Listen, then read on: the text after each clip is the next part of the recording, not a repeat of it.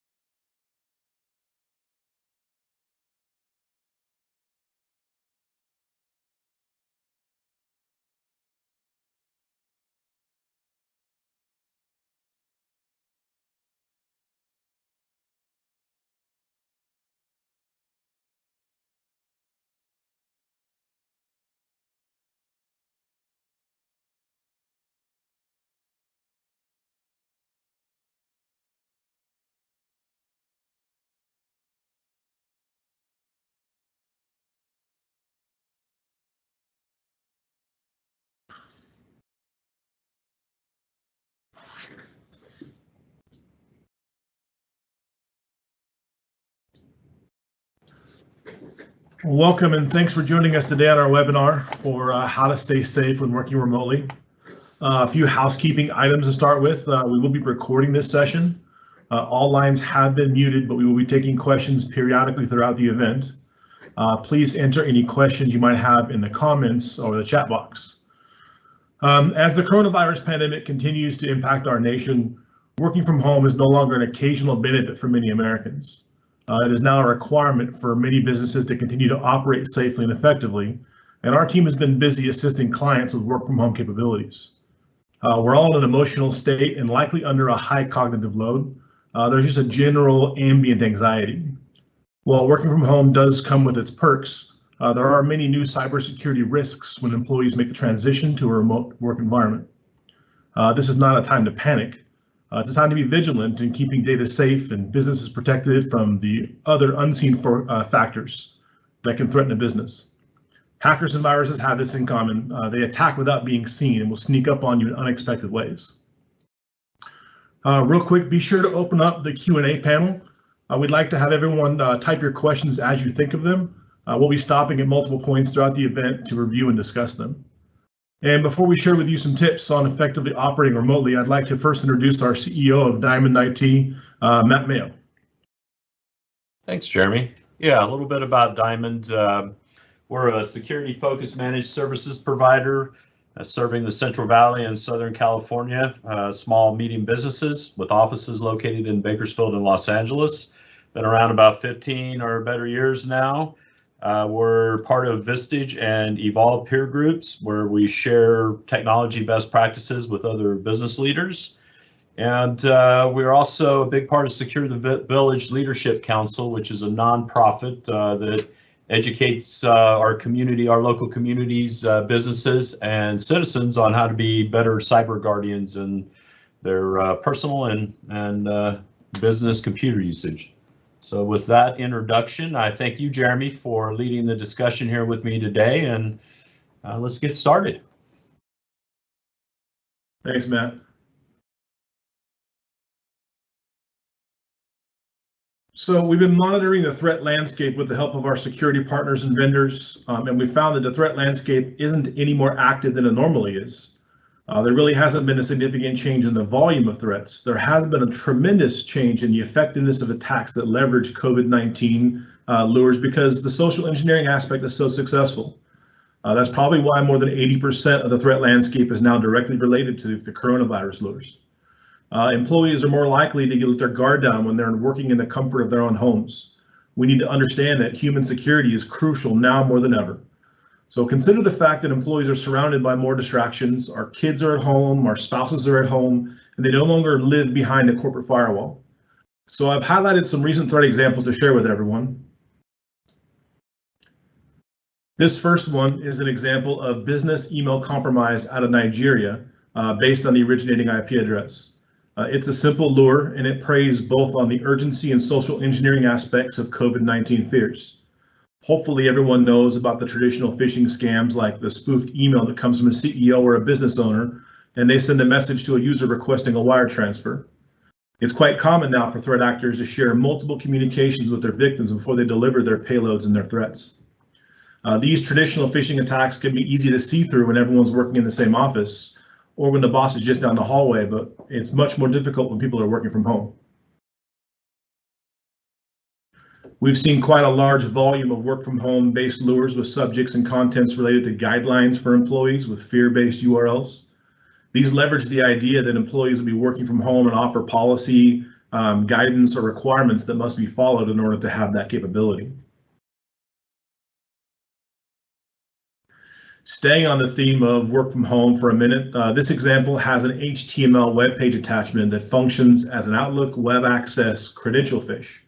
When you open the attachment, it would look like the login page required to view a document or access a message, and it actually steals credentials and sends them to the threat actor.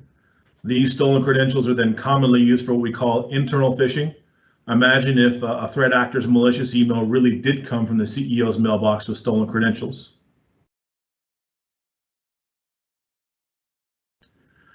This next campaign uses concern about infected staff members to try and lure a victim to click.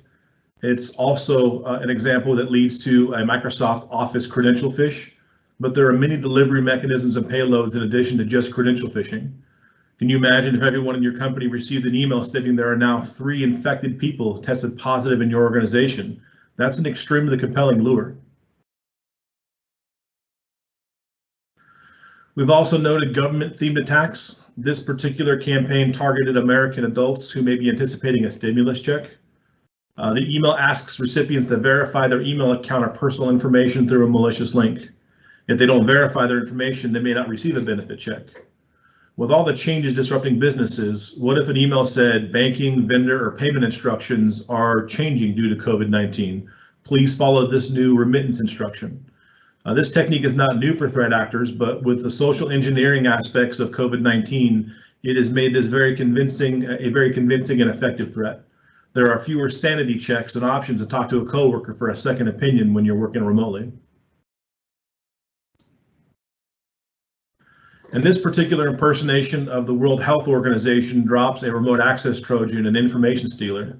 The spoof messages pretends to contain an attachment that provides safety measures that should be followed. This next threat example is reporting a confidential cure. It directly preys on people in the hopes of a susceptible recipient clicking to find a confidential secret. Users are much more likely to click when they have an exclusive offer. These emails contain malicious web links. This one in particular leads to a DocuSign credential phish. This is a spam message, which is a social engineering attempt to get a susceptible consumer scared of the coronavirus in hopes they're going to pay. This example has a video for a $37 video that covers a series of extraordinary measures. It's been observed by our spam filter partner with multiple subjects, including the sneeze of death, corona worse than Ebola, or feeling helpless against the coronavirus. And all industries are being targeted by threat actors, including both businesses and travelers in the hospitality industry. This example is formatted as advice to all hospitality management with an urgent message in the form of a PDF attachment. This one has an embedded URL that leads to a OneDrive credential phishing page. And these messages have been seen impacting customers in manufacturing, healthcare, education sectors, all industries. And now that we've shared with you a handful of examples, we want to give everyone some tips. So we want to suggest to everybody be a little suspicious and look for telltale signs and common sense. Check with the sender to verify an alternate method of communication if you get a message. Call them, text them, chat with them using something like Teams or Slack. Think before you click on any attachment or any link. You can hover over the link to see where that link goes before you click on it. And it's always a good idea to go directly to your browser and type in the address manually rather than copy and paste. If you go manually to that site in question rather than clicking on the link, you have an extra layer of protection there. And remember that curiosity always killed a cat. So Matt, can you explain how DiamondIT is keeping our remote workers more secure? Sure. Yeah. Let me give you two examples maybe of how we're addressing keeping our remote workers secure. I think the first is that we're requiring our employees to use Diamond equipment only with our security stack installed that includes, our mandatory antivirus, malware, breach detection, and really importantly, the multi-factor authentication tools. Second example would be that we are educating our staff, continuing to educate our staff. We feel that the human firewall is the weakest link in the security chain right now. So we have ongoing education, phishing tests with follow-up security awareness training with our staff, and that's part of our whole security stack that we use internally and have our clients on.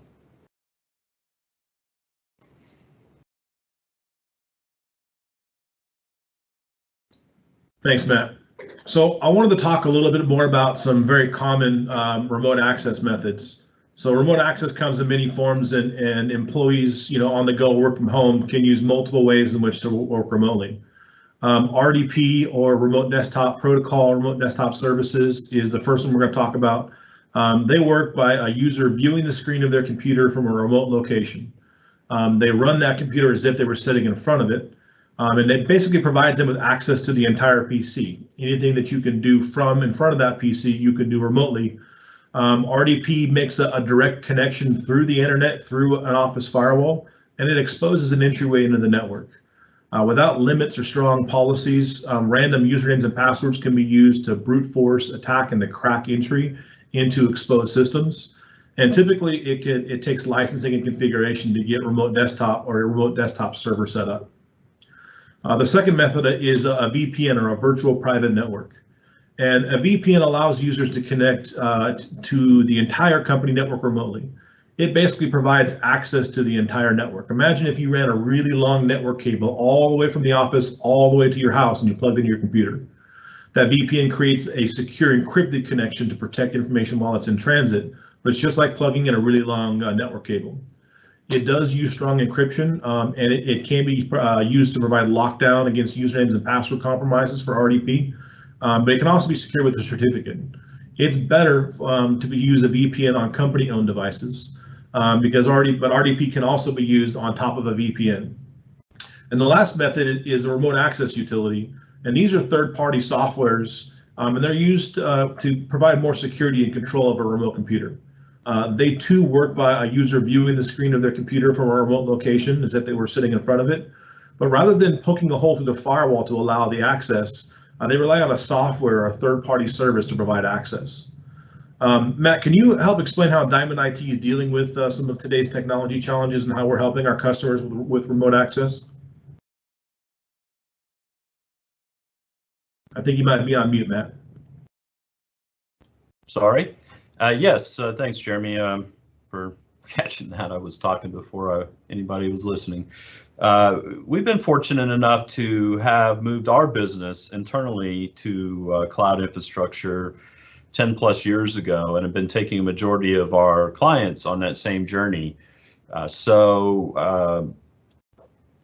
We've been real fortunate to have been a user of remote desktop services in some form or another over the past decade, and I think that's really benefited us. I think that more and more companies are looking to adopt these types of services now that we see a lot of transitioning people to the teleworker, and more remote employees looking to have a more feature-enriched environment than just connecting to their computer from, their home location. And certainly security plays a big role in that, and the ability to secure the connection over VPN with remote desktop services, on some kind of cloud platform like Azure, which is where we've moved ourselves and our clients to, has been a big deal. And I think on the telephony side, just to speak a minute about it there, we have a traditional in our locations, a traditional Cisco phone system that has the clients and features available to set up remote clients on cell phones and download the applications for that. We happen to be using Teams for about the last 6 months, moved off of Slack and moved all of our collaboration and event-based trainings like the one you're joining today. We moved that to Teams and started using it for the collaboration features and meeting features. And so over the last 6 months, our users have become real familiar with the Microsoft Teams environment. And when this whole COVID-19 pandemic hit, it was pretty easy for us to turn on the telephony licenses and the call plans and get everyone quickly home. I think within 4 to 6 hours, we had a tested plan in place from the time that we turned on the licensing to testing everything and feeling comfortable with being able to answer phones in an adequate manner, transfer calls to our technicians and our sales team and our customer service reps in a very short period of time. So I see that more and more of our clients and hopefully future clients are going to be accelerating their move to solutions like Azure and Teams. Thanks, Matt. So we wanted to share with you guys some ideas for how you guys protect your organizations. And credentials are easy to steal, and multi-factor authentication is one of the simplest and most effective ways to combat this. Microsoft reported in January of this year that there are more than 1.2 million compromised accounts. Everyone should turn on multi-factor authentication for all devices and accounts accessing company information and applications. Keeping all devices updated is critical to preventing unauthorized access. Updates and patches are often released to address security flaws, other loopholes, or risk factors. It's important to keep systems patched. We only want to do secure company work on company devices in time. Work should be done from a secure network, preferably with company equipment. And it's advised that staff stay off of social media, shopping sites, and other websites you may visit in your free time when using a company-issued device. Of course, you should review your spam filter and add more controls as needed. This is a fundamental perimeter defense, and they usually have controls to adjust sensitivity. Be sure that advanced protections are enabled, including URL defense to scan links and protections that combat against spoof sender messages. A good backup and disaster recovery solution is an important protection for critical information in the worst case scenario. If you're unsure of your company's backup procedures, contact your IT department or your managed service provider. It's very important you back up your work. That way, if there is a loss, data can be more easily recovered. And be careful not to save files on your local or personal hard drives that may be more likely to be breached than a company system. It is highly recommended that you connect to your company's network via a virtual private network or a VPN when appropriate. VPNs are used to make secure encrypted tunnels in order to company networks to protect traffic while in transit. But because VPNs connect an external device directly to the company's network, you should not use one on a personal device unless you're advised to do so. We wouldn't want an infected family or a home computer, someone's house, to have a direct access to a business's network and to spread laterally or uncontrollably across the network. Of course, company networks should always be protected with firewalls that have advanced threat protections. These include web filtering, DNS filtering, and other controls to protect users from accessing insecure sites and content that can be dangerous. Home networks rarely have these protections, but some of these can be extended to home users and home devices. Use a mobile device management utility or system to track and secure computers and phones that staffs are using outside of the office. Please be sure to provide employees with cybersecurity training to avoid having one of them fall victim to ransomware, malware, or other scams that are circulating right now. Make sure your passwords for your devices and all of your accounts are strong and unique. It's important to never reuse the same password across multiple accounts, and don't share your passwords with other people. This should apply both to your personal devices and your company-used devices to access company information. You shouldn't share with your spouse or your kid your password so they can log into your computer and check their Facebook or browse the internet. Create a remote working security policy for your employees and train them on how to use it. Make sure they have antivirus, make sure they have anti-spyware, make sure they have breach detection utilities and things on the machine that they're using. Of course, work with an IT security expert who will implement all of these recommendations in a comprehensive, secure solution. And get an IT assessment to uncover gaps that are created by switching to a remote working environment. Diamond's done a lot of this for our customers. Matt, can you help explain how DiamondIT is securing remote worker devices? Yeah, sure. Thanks, Jeremy. Just revisiting some of the points we discussed a little earlier.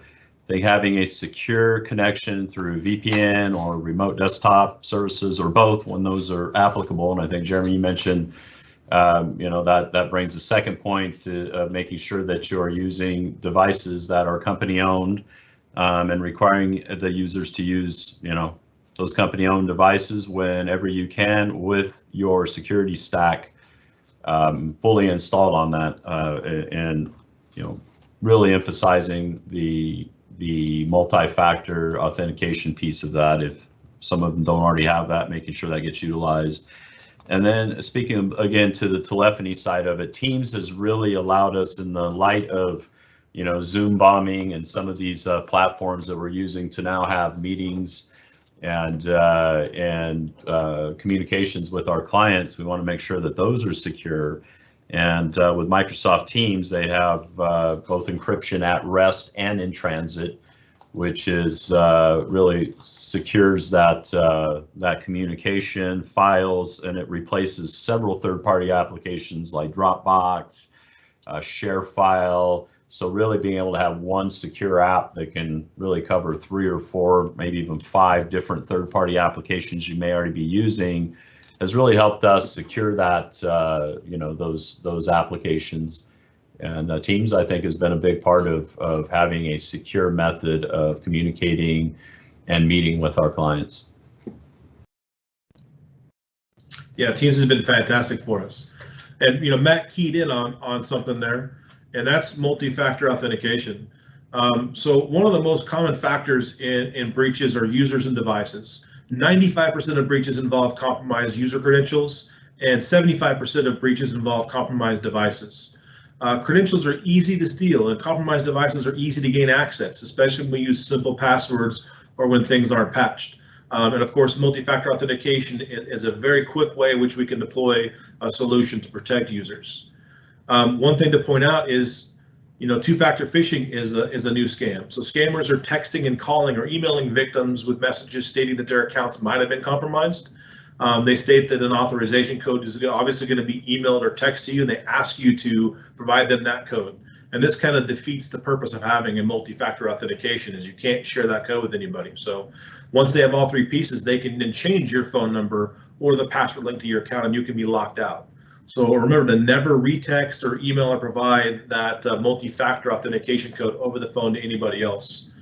Matt, can you explain how DiamondIT is using multi-factor authentication and what our plans are for rolling that out? Yeah, thanks, Jeremy. We spent some time really testing several different applications that were part of different pieces of our security stack. And we really landed on a product made by Cisco or owned by Cisco called Duo. What we found with Duo is that it had the most cross-platform application support across all the different applications that we use on a standard day-to-day basis, and a lot of our clients use. So we found that finding the right two-factor to standardize on, so we didn't have 30 two-factor applications on our smartphones. We really wanted to find one that would handle hopefully all, but if not all, a majority of the applications that we were using and our clients are using. So that was the first piece that we wanted to do when we were bringing our solution to the table, both internally and for our clients. And then we want to make it simple. We want to make sure that it's easy to use, it's intuitive, and that you don't have to use a whole lot of different authenticator tools. So that was the primary piece for us. And then just the training and making sure culturally that we train our employees and our clients' employees on the importance of having this added security layer. And I think as people personally saw that their own banks and things were requiring them to use these codes, sent to their cell phone and other methods of multi-factor authentication, that overall people have become more comfortable with the thought that this is going to be a standard way of authenticating and letting the application know who they're really talking to. Yeah, thanks, Matt. Yeah, if I could, if anyone has any questions, feel free to start firing them off, or any comments. We would love to share any of your thoughts on your current challenges on moving your employees or key employees to a remote at-home environment, and things that you're thinking about as far as if you're going to need to expand upon that, or your feelings upon that, and what tools you're using, and how you're keeping your employees not only safe from a virus standpoint, but also keeping your data safe as we work through all this together. So please use the Q&A that Jeremy mentioned. Click on the Q&A with the little question mark and fire off your comments or questions as you have them, and we'll pay attention to that and take a minute to answer any questions.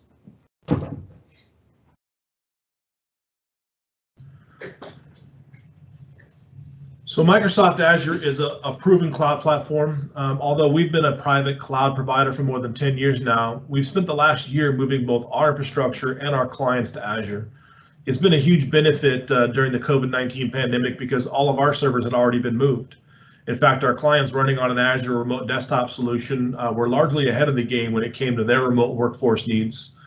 Azure has more than 90 plus compliance offerings. It's the largest portfolio in the industry, and 95% of Fortune 500 companies trust their business on Azure. Microsoft has made more than a $1 billion investment per year in security to protect customers' data from cyber threats.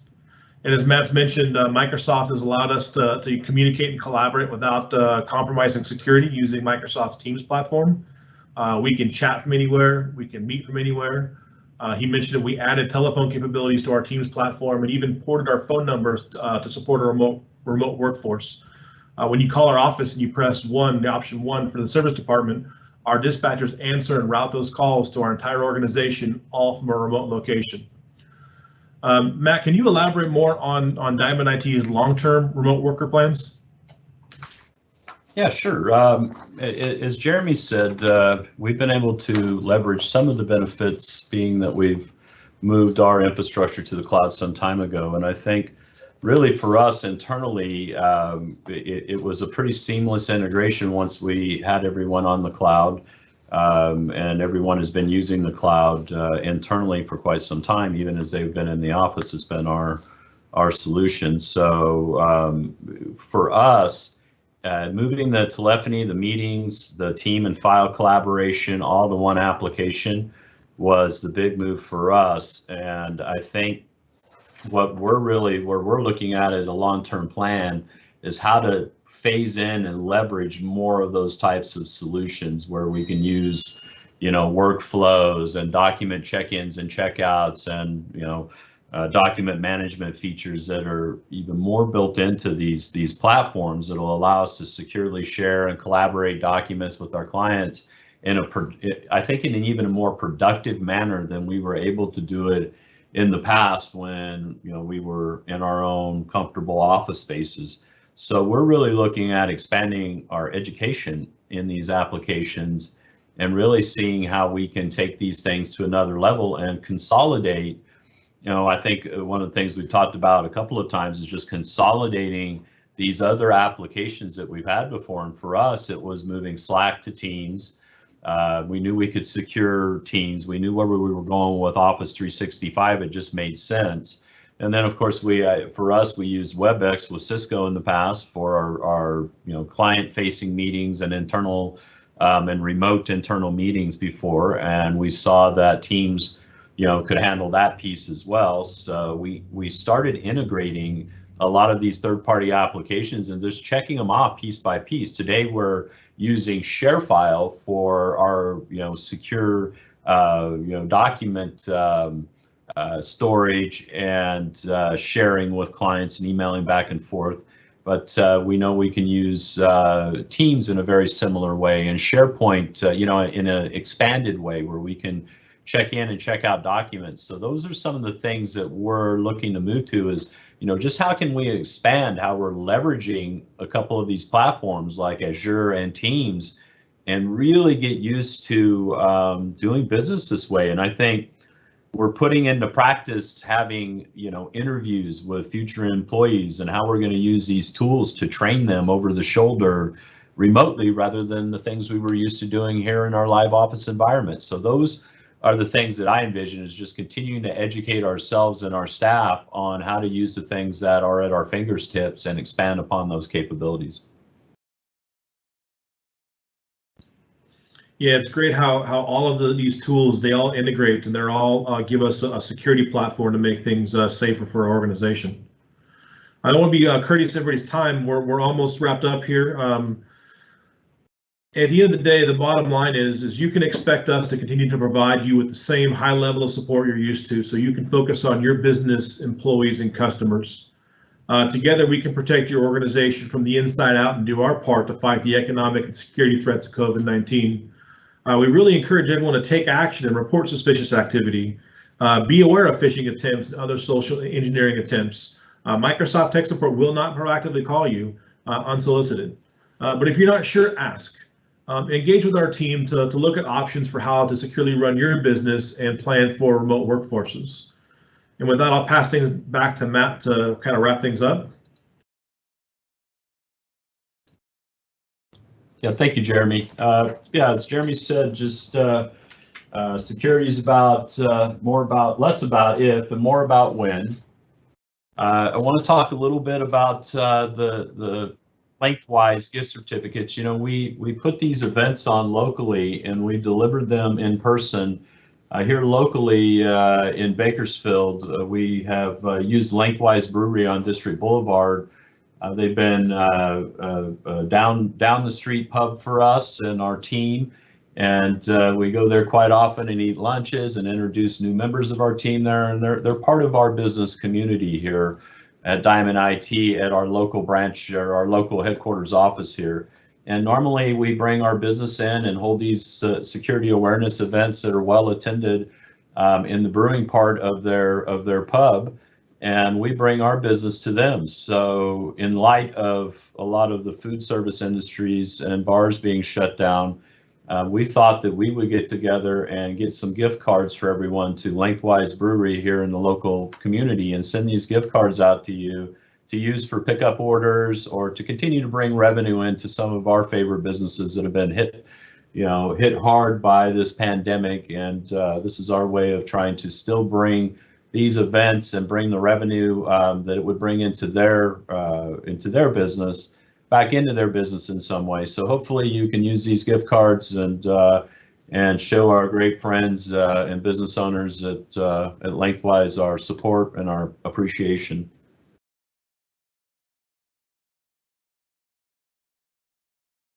So I wanted to jump a little bit into the next question here and give everyone a minute or so to give us your comments or thoughts on what your challenges with remote workforces have been.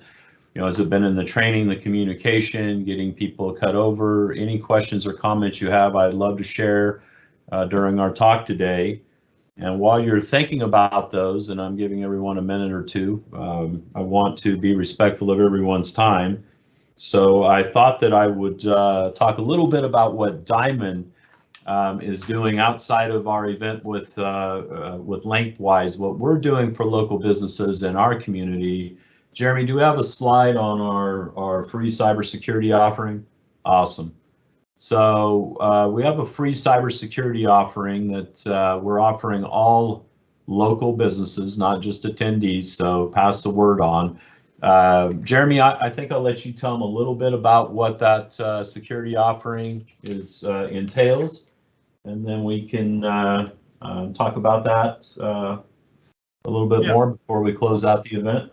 The last thing we want is for any business to be shut down from a phishing scam. So we're going to offer a free cybersecurity offering to all local businesses. It provides an engaging video-based program that's successful from anywhere. The training for users includes best practices for how to avoid scams and protect sensitive data. There's quizzes that test employee knowledge with a certificate of completion. We'll even offer a complimentary dark web scan of your company's domain and phishing tests for your employees to see how they're currently engaging with these phishing scams. And the cool part is it is contained in a very easy to manage portal with employee metrics. And if anybody just wants to send us a quick email if you're interested, we can work together to get some stuff set up. We need a list of users, and there is some whitelisting that needs to be done in order to make sure our messages get in okay.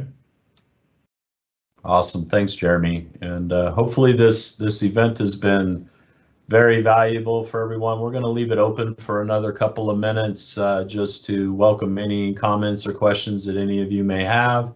As Jeremy mentioned at the beginning of the video, we have recorded this, so we will make this available to you. If you see a value in passing this on to another business or to another colleague in your own organization, feel free to do that.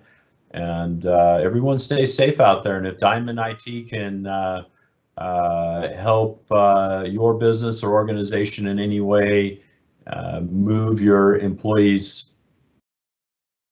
remotely, then please reach out to us and let us know how we can help. And in the meantime, stay safe and take care, everybody. Thank you.